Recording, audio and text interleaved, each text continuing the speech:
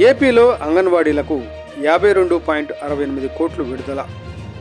రాష్ట్ర స్త్రీ శిశు సంక్షేమ శాఖ మంత్రి గుమ్మడి సంధ్యారాణి. టుడే టీవీ ప్రతినిధి దుగ్గి నాగేశ్వరరావు.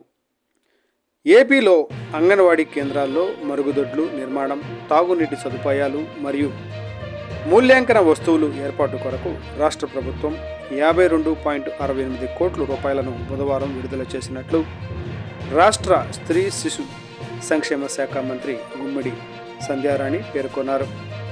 రాష్ట్ర స్త్రీ శిశు సంక్షేమ శాఖపై బుధవారం సమీక్షించారు. ఈ సందర్భంగా మంత్రి అంగన్వాడీ పిల్లలు సాధించిన పురోగతిపై తల్లిదండ్రులకు అవగాహన కల్పించడానికి ప్రతి నెల 5వ తేదీన ఈసీసీఈ దినోత్సవాన్ని నిర్వహిస్తున్నామని పేర్కొన్నారు. అంతేకాకుండా ఇప్పటికే ప్రత్యేక డ్రైవ్ల ద్వారా 371 మంది పిల్లల్ని కార్మిక వృత్తి నుంచి విముక్తి కల్పించాం అని మంత్రి సంధ్యారాణి తెలిపారు.